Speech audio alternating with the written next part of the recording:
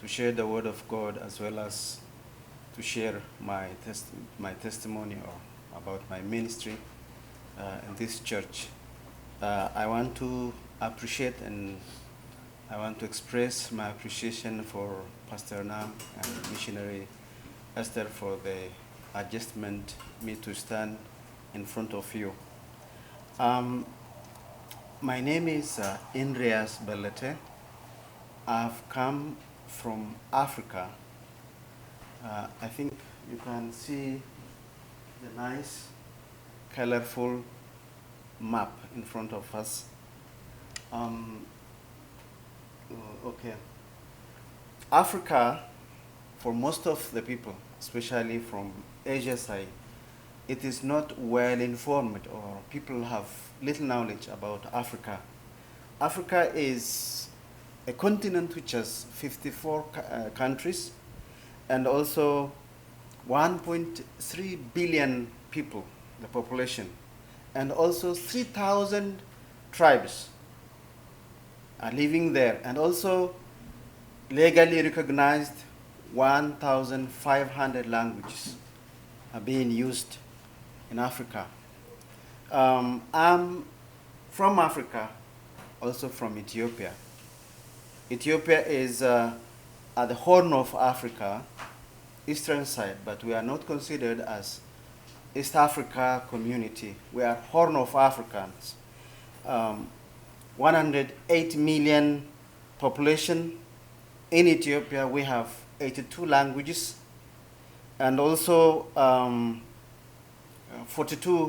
82 tribes, 42 languages we are using.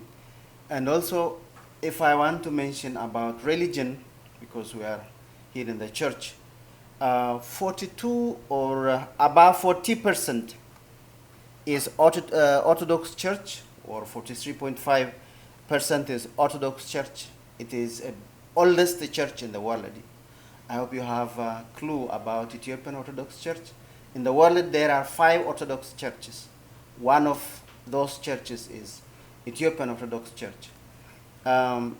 It was found in early church period. However, because of the time period, the scripture which has been used in a sound way declining and losing the quality. So now they're in the step of to be evangelized, yet they are the church. But the good thing about this church is, because of this church, Islam or Muslim cannot handle or control the country Ethiopia. Islam religion introduced Ethiopia just when Muhammad was alive.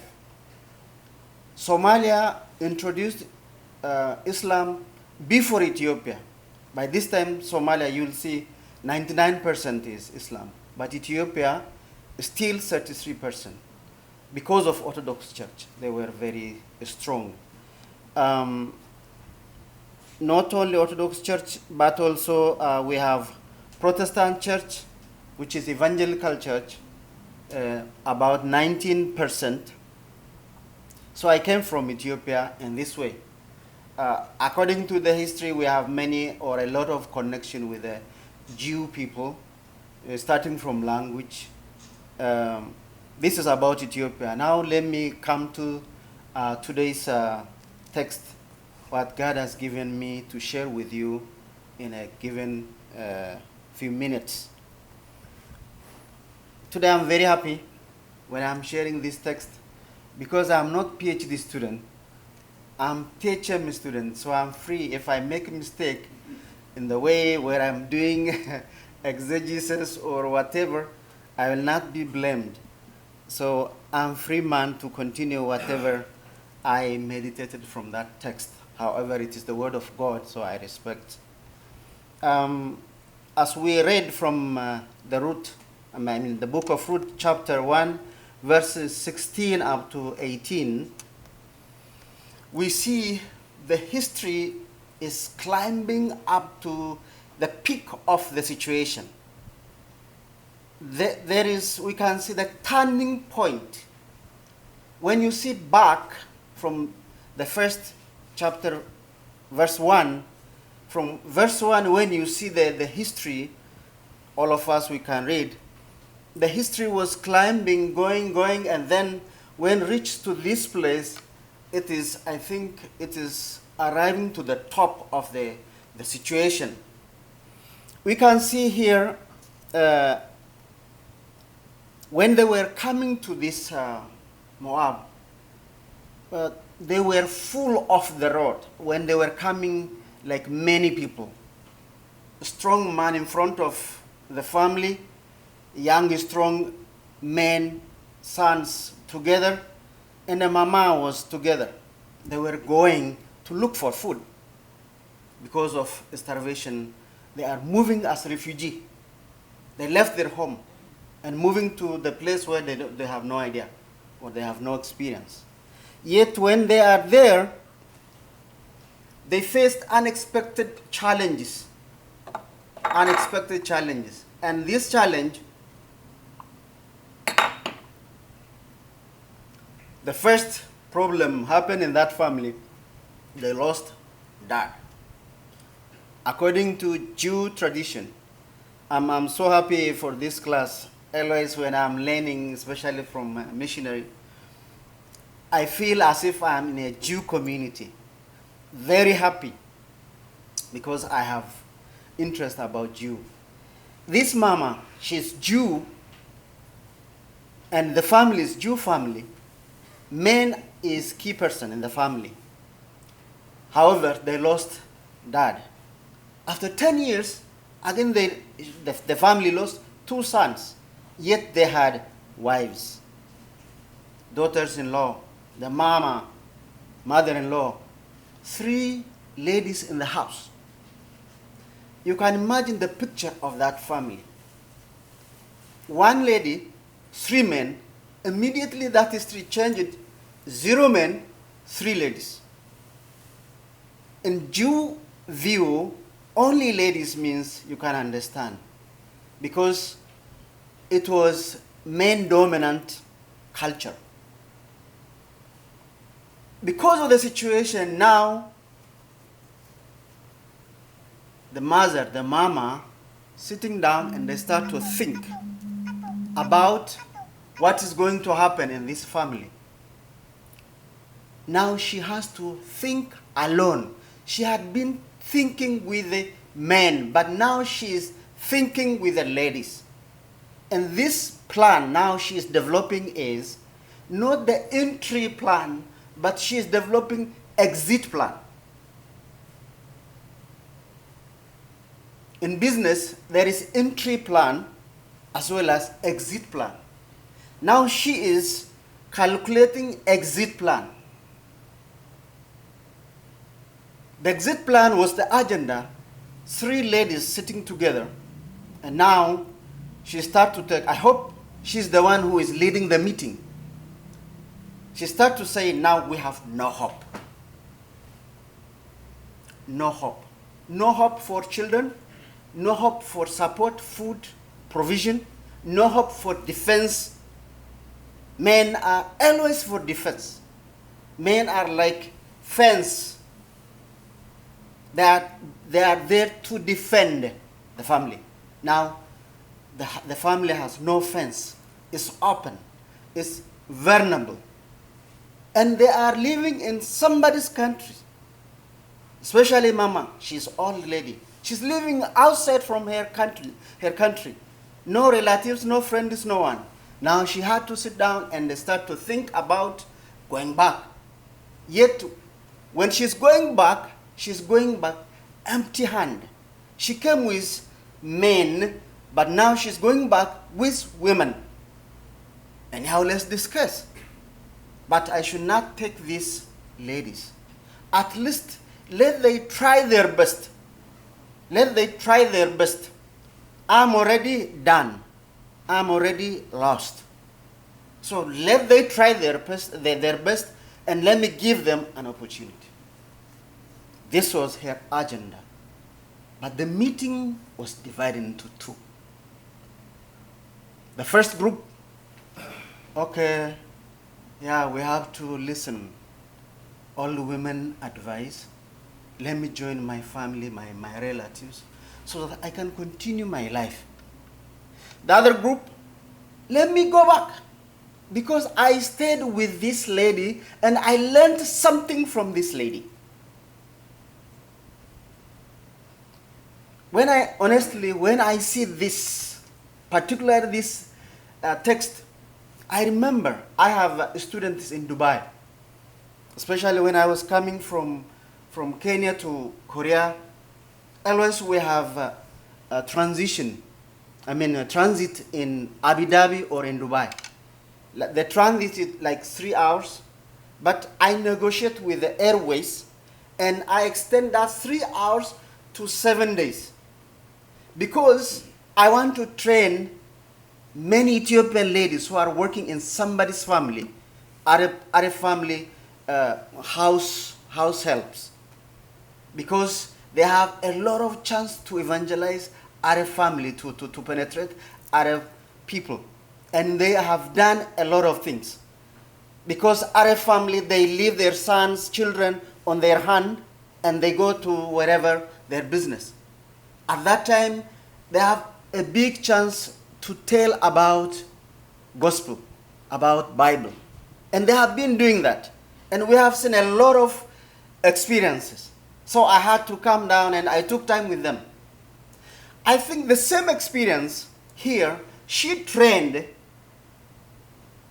well, this is guess. I can guess. This lady, she trained Ruth properly about God, about Israel, about the hope of Israel. That must be the reason she stick with the mother-in-law. And she said, I will go. Yet, she doesn't know where she is going. She said, I will go with you to your people. Your people will be my people. Your God will be my God. Your land, your country, your place, wherever you go. Where means land. Your land will be my land. This shows me already she was surrendered her life to the Jew belief. I can see this trip of the family who lost husband, sons. I think she came for mission. Yet she was coming for food, seeking for food. But it turned and changed to be a mission to win one lady who is very important to play a role in the history of, in the genealogy of Jesus when he is coming to save his world. She decided to go together. And now she started to go together by faith. She took risk. I have to go with you. Wherever you go, I will go with you. Your God will be my God.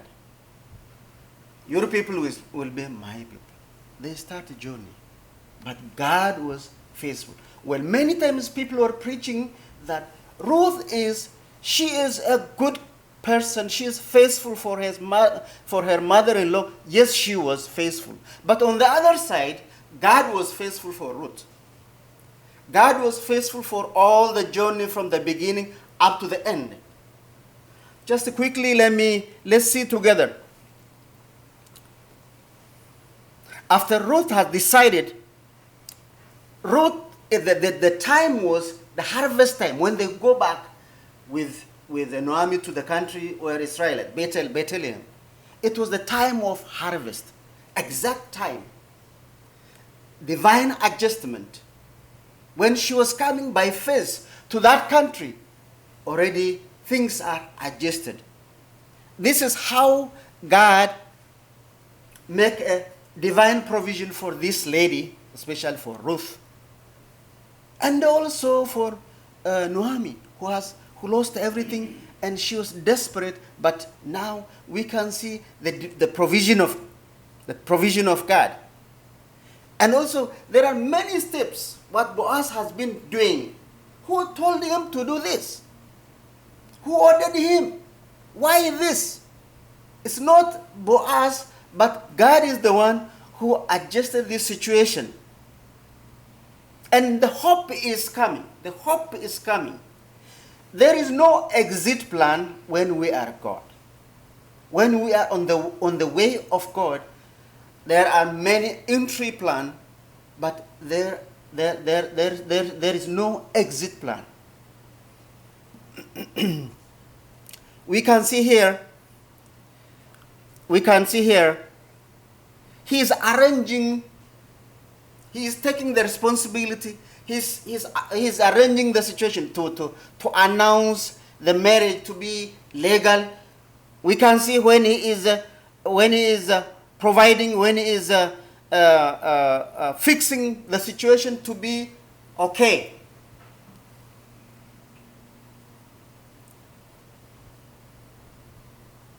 To the extent Naomi satisfied, to the extent Naomi became happy, to the extent, Naomi she has no hope to carry a baby. She cannot dream.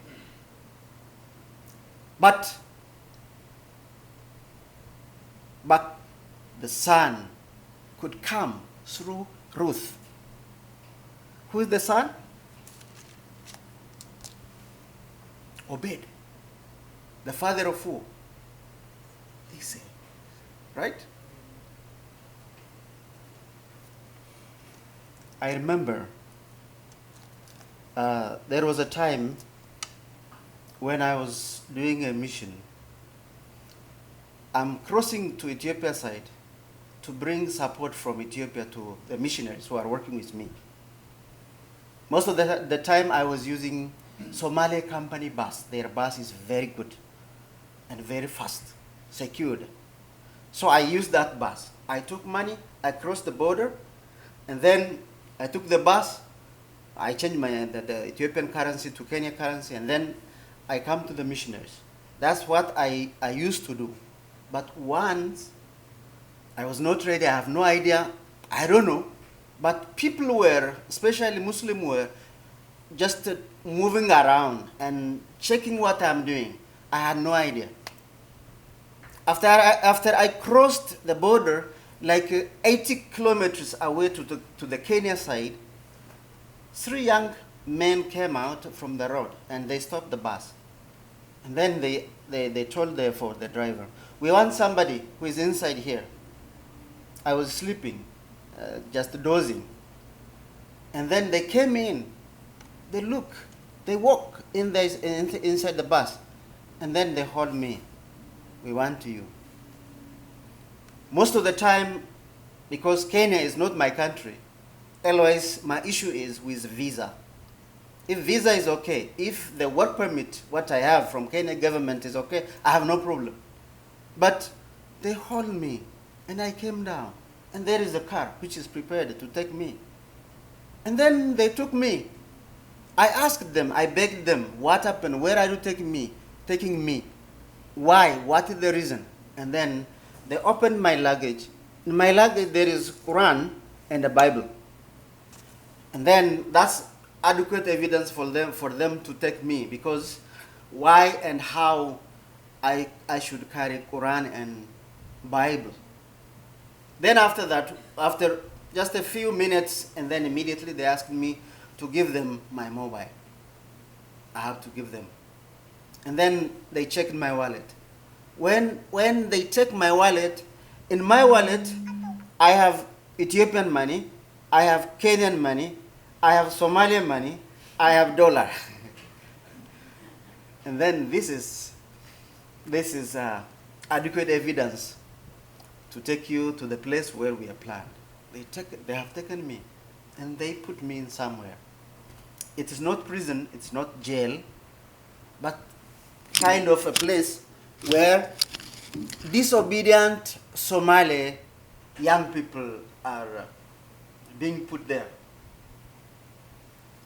They put me there. And then I was thinking, where is legal process? There must be a kind of investigation. There must be a due process. There must be a court. Nothing. Just they put me there. And they took my shoes, is already my belt. And then just I went in. When I went in, the room is very small. All of them are young people. We are many in number. So they put me there. I start to think. For the first 7 hours, just I was angry. Why? Who are they to put me like this? Why? But when the day is getting darker, and then my emotion is coming down, I have to surrender. I have no way. Already I'm under somebody's authority. The night comes. There is no place to sleep. The room is half size of this hall, and we were about 40 people. I'm new for them, and in prison there is a kind of their own law, which is not a official law. When newcomers come, they put me in the other side. Pastor, come. They put me on the other side, and I was silent. And when I sensed that place, that's a place where, they are not allowed to go to toilet. So I have to put myself there. Next morning, the morning come, so I sit down and think. Now, I'm real Indrias, sitting down and start to think, okay, my mission is in northeastern Kenya. My family is in mission field. Okay, now no one knows where I am because I didn't communicate with anyone. Okay. So, this must be the end of my life because I know what Al-Shabaabs are doing. So I sat down, I start to think. I gave up. I have to prepare to go to heaven. I thought that's the end of the story. But I had many plans. I want to go to school. I will do many mission work, Horn of Africa, many places. I had a lot of prayer. I had a lot of promise. The message I got from God, many things. But all of a sudden, everything has gone. I'm alone. These people, they will not release me. And no one has an idea. People from Kenya side, they are calling to Ethiopia. From Ethiopia side, calling to Kenya. My friend is in Somalia, they are calling. No response, no answer, no clear information. Finally, I gave up. I prepared myself. Let me die. But how about my family? My wife, small children. That time, I don't have proper support, proper salary, and no one is guaranteed for my situation. Then, oh God, is it the way I will finish my things? Is it really that my destiny is like this? Now I start to serious talk with God. And then the time continues for 7 days. On 7th day, I don't know what they have been thinking for 7 days. They called me. Come, you pastor. Sometimes they say pastor, poster, different accent by purpose, just to tease me. And finally, I came to the office. When I was coming to the office, there is a friend, my friend, Christian friend. He's one of the ministers in the church. But he is the immigration director for Ethiopia side. When it is border, you have to take visa. When you cross, you have to take visa. The one who is giving visa is my best friend. And they have a big authority because they are working on the border. So they check Kenya side, Ethiopia side, Somalia side. And he's my best friend. When I was just like this, my clothes are dirty. I'm not allowed to change my clothes. There is no mattress. There is no place to sleep. Just we sleep on the ground. So I'm different. So, Pastor, he's coming to my face. Pastor, Indrias, are you the one? When I see him, now, honestly, Now, I cannot respond because now, not him. God has come down directly from heaven. I'm dead sure that from that microsecond, my life is new. He was furious. There was a fence, and there is a gate. He struggled with the gate. Boss, please, we'll open for you. Because they fear him. He is powerful. He can put them, all of them. Anyhow, I will not go until this man come out from here, and until he go with me. I will not leave him. Don't tell me who put him, who brought him here. Anyhow, by the grace of God, my life continued. By chance, when I was there, I gave up my fighting with God, and I surrendered. And okay, fine. I'm somebody. I have to die. That's all. Because I lost many friends. The Somali Al-Shabaabs, they killed my friends. I know, my close friends. So, I'm going to be one of them. I accepted my situation. So I start to evangelize those who are in prison. They are young and they have hatred in Muslim belief. Because of their harsh punishment, they want something different. There were 40, out of 40, 7 people received Jesus Christ when I was there. If we die, let's die with this face. I don't want to die with this Muslim terrible face. Let me die, Pastor, with your face, with your God. I don't know who he is, but I will die with him. These people, they will kill us, all of us. But if they kill us, let them kill us with your face, because we hate them. That was the situation. And then I came out. The life continues. There is no exit with God. When we start, he is faithful in every step, in every situation. When you are coming up and down, when we are turning left and right, still God is with us in every step until we see the last destiny. And that destiny is sweet, I believe. Maybe our sister can help me.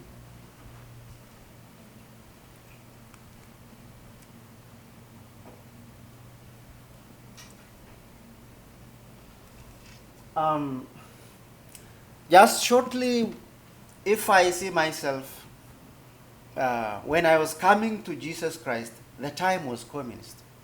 And when I was high school, a student, we had Bible study group. The people have Bible study group. I was, even if I'm Christian, from Christian family, because of atheist teaching, I was in dilemma. Which one is good, which one is not good. But by chance, one of my classmates, they took me to Bible study. And where I am studying the Bible, I got Jesus Christ. I became Christian. After I became Christian, after some years, like in 1997, that was the time where I decided for full-time ministry. Today, 22 years ago. That time, God told me to harvest people. That was the message, what I got from God. That time, I didn't go to any Bible school, but I planted church in my hometown. Well, from outside, Bible school is not like your side.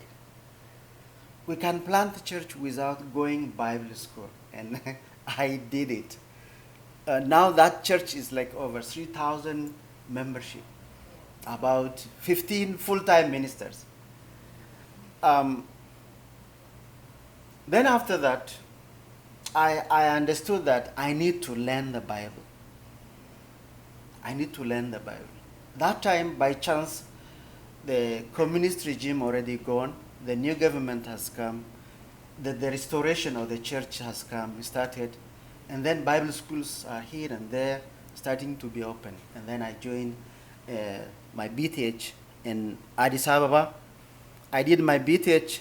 Then after that, After I graduated my BTH, my calling, my burden was training people, equipping people. Because I did ministry without training. No one was coaching me. No one was guiding me. I started like that. I understand. But later on, God gave me a chance, and I was training and equipping people in Bible college. Well, BTH people can teach in Bible college in our side. If you come here, in this meeting, LOS PhD, PhD, PhD. Well, from our side, BTH is a good training. I was Bible college lecturer, principal after BTH. But God was kind, and my denomination considered my performance, and then they gave me chance to study MDiv in Nairobi. Next means Nairobi Evangelical Graduate School of Theology from 2003 to 2006. And then I came back to Ethiopia. Still, my burden was equipping somebody for ministry. So I started short and long training. Short training, I was assigned as a general secretary for big denomination. Well, I don't like to tell that one. But the number of church is about 1,300 local churches. So I got a chance in 4 years' time, about 1,000 pastors, shorter training. Plus, from the other side, God helped me to establish a seminary, Walaita Evangelical Seminary. Now, with that seminary has over 300 students. MDiv can open BTH program in our side. MDiv is very big. Anyhow, after that, as I finished my leadership period, my term, I have to go back to the original calling. Still, Somalia was in my heart. When I was studying in Negest, Nairobi, Somalia was Muslim. They were in my heart. As I finished my term, 2010, I decided to go to Kenya. No support. No one is sending. No one promised, but only God. My classmate, always we are arguing in the class. Budget, because of my background, she knows me, because of my background, to start for entry, no calculation. We don't need calculation. Let's go to the field and cry. Something will happen. And it happened. I saw it in 2010. When I left Ethiopia and came back, I went to Kenya. When I started mission, I had no budget. But it happened. I started ministry, training, and witnessing, sharing. I think we can go. Sorry. You see, this is Ethiopia. These are Muslim countries. I'm Ethiopian. I came northeastern Kenya, means border to Somalia. I cannot enter to Somalia because 100% they are Muslim and full of Al-Shabaab. No government for the last 25 years. No government, no school, no prison, no hospital, no court. For 25 years. All Somali people are they disappeared to different parts of the world because of the situation. Yet people are still there. So no one can come in with the gospel. So I decided to stay here. I started mission here to reach these people. I'm Ethiopian. I'm coming from here and from this side. Later on, I decided to come this side to the border of Somalia because I'm Ethiopian. In Kenya side, otherwise work permit, suffering. I decided to come here. I bought land. This area we call it Somali region because most of the Somali came into Ethiopia and they hold the land. So we call Somali region. So I started here. From here, sometimes I'm here. I was moving like this from 2010 up to 2015. But finally,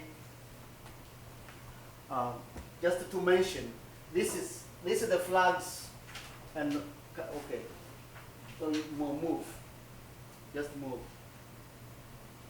In Ethiopia, this is Muslim. We have a lot of Muslim, practically, especially the eastern side of Ethiopia. Move. Already I mentioned this one. Let's go forward. This is Eritrea. It was part of Ethiopia, separated from us, and 60% are Muslim. They feel we are not Ethiopian, we are Arab. We are part of Arab, still orthodoxies with them. Can you move? This is Djibouti. It was part of Ethiopia, later on separated. And 60% of the people in Djibouti, they are Somali people, they speak Somali language, 98% Muslim. Can you move? This is real Somali, the serious one. The serious one. 99.7%.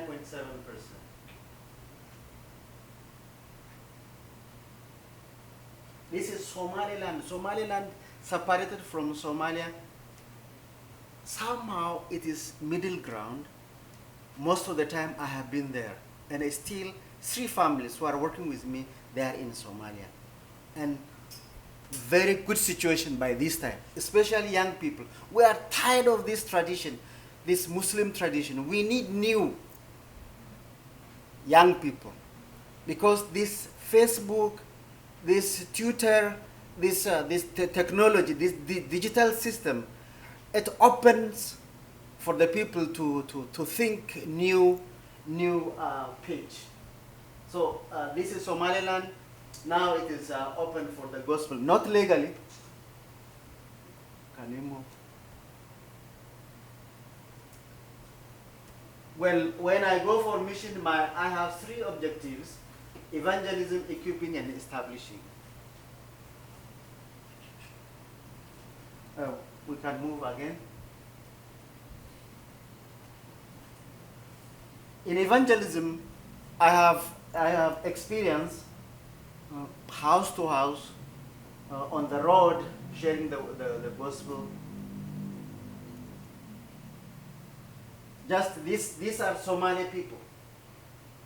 They are nomads. I mean, they are living with camels, with cows, with goats, with sheep, and you can see behind their house is very short, very small. You can see from this. These are just community. This is the way how they are living. Just I'm among them. I'm living. I'm with them, sharing the gospel. This is the house. We go inside and share the gospel. In this house, 8 people. One lady can have 13 children, 15 children. One lady. Every man, 4 is the minimum. 4 wives is the minimum. They can have 5, 6, 7 wives. In each lady, they have more than 10 children. And they believe that the number is their strategy to reach their faith, Muslim faith. So just house to house. There are converts. People are coming from these people. And then we are baptizing them. We are baptizing them.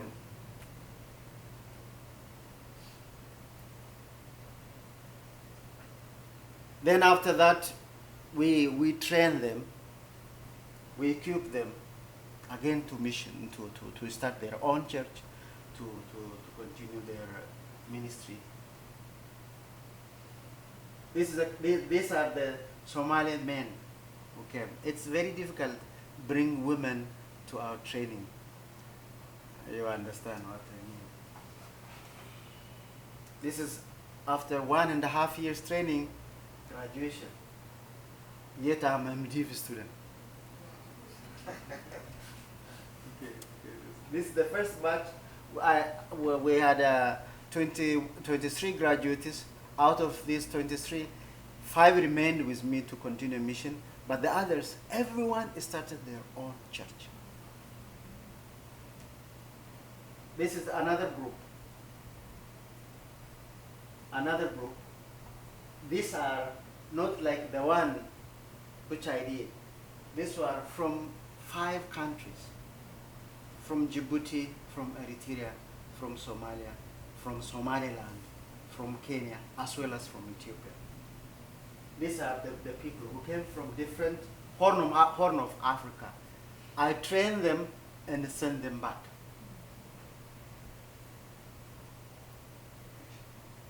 This is graduation. This one after 1.5 years. Well, I'm the teacher, and other friends who are coming and helping us by teaching, the missionaries also. Then after that, we establish churches.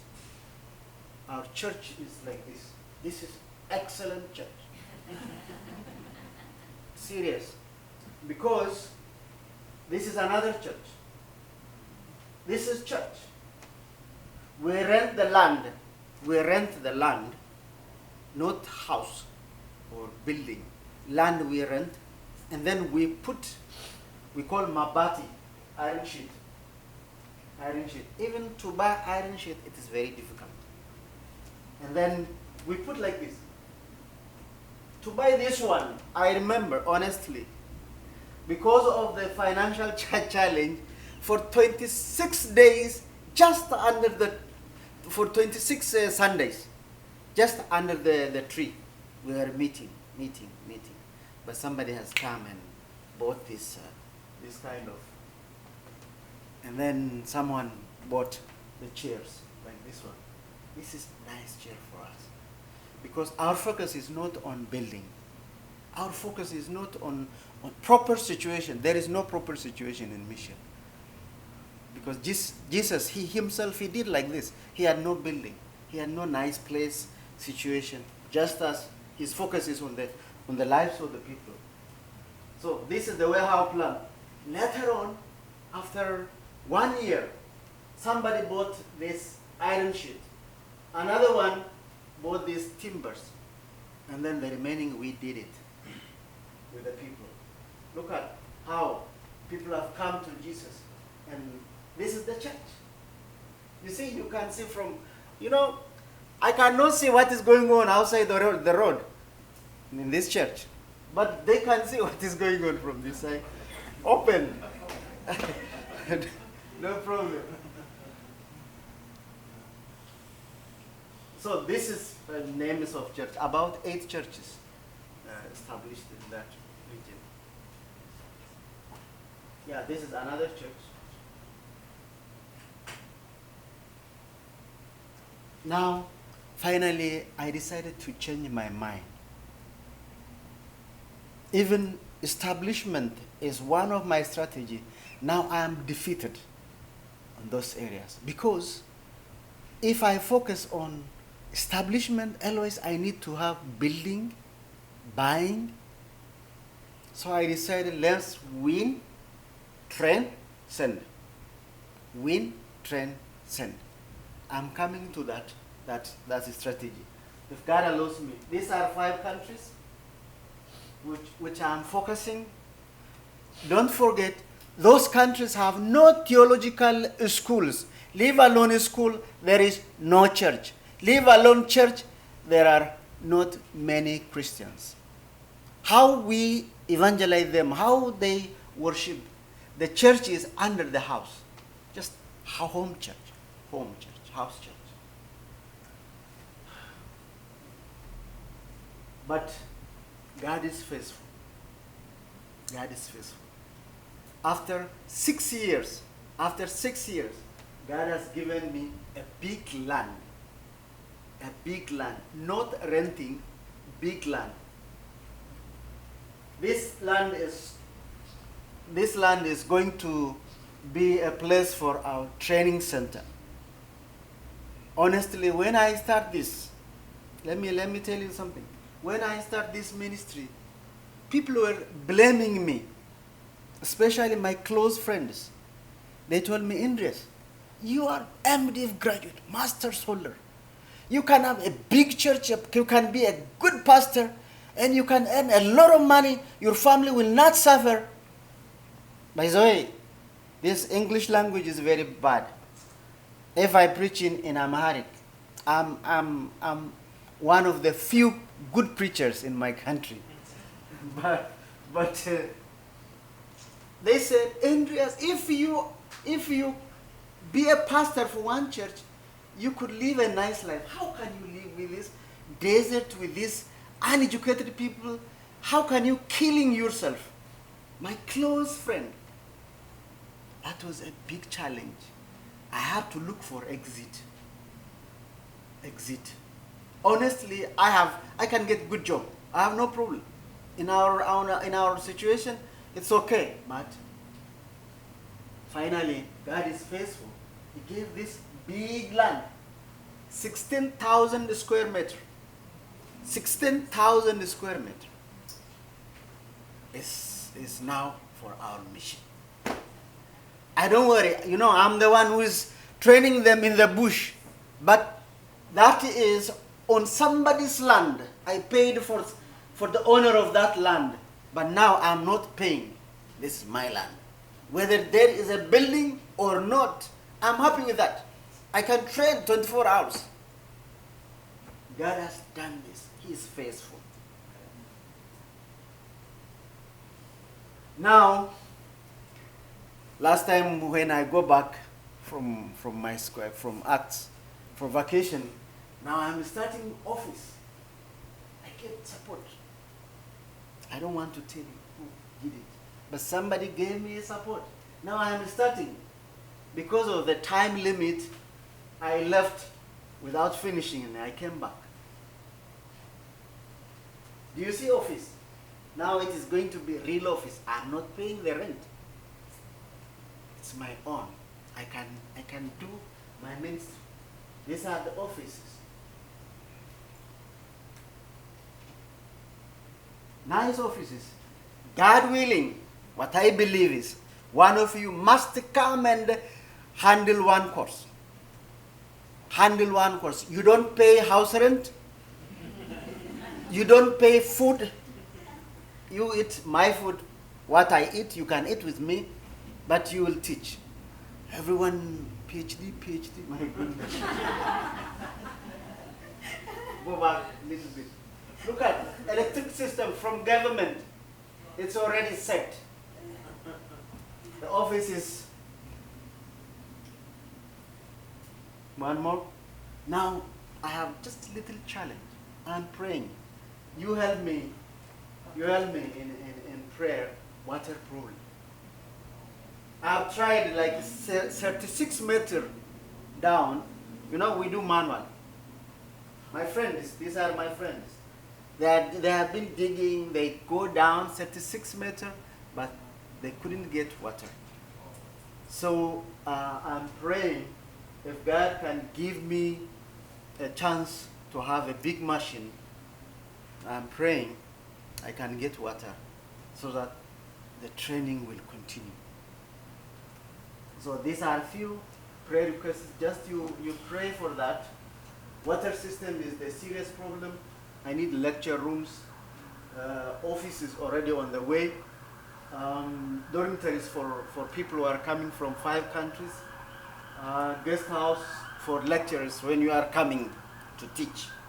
You will have your own room and you cook your things. I adjust everything. You eat and then you come and lecture until you finish your course. Library. Actually, I have been thinking this hard copy, but I'm changing my mind. Soft copy library. Soft copy. I'm thinking if God allows me to have enough. There are furnitures, bed, chairs, blackboard. We need at least van. At least we need van as a school. Motorbike and the student support. Some of them even now covered. So the issue is, honestly, in our ministry, God is faithful. Is faithful. I started from 0 But now my ministry is in a high level. I'm very sure. Now I have no doubt, with full of confidence. You know, after graduation, I will not go anywhere. Please, can you hire me in your school? No. I'll teach in my school. God did it. So what can I tell you? What can I tell you? Really, what I can tell you is the faithfulness of God. When we move by faith, God is taking care of us. When we need provision, when we need help, financial, material, people provide. He provides people even. The situation. Somebody stand and takes full responsibility of our plan. So let's trust in Him. Ruth trusted in God, and she decided without any calculation, any information, any plan, any adjustment her own, but God did it. So my point still is He is faithful. I know all of you have adequate understanding and knowledge about the faithfulness of God, but just I'm sharing how I learned personally. Thank you so much. God bless you. I know my presentation and your time is not going together, but understand me. God bless you.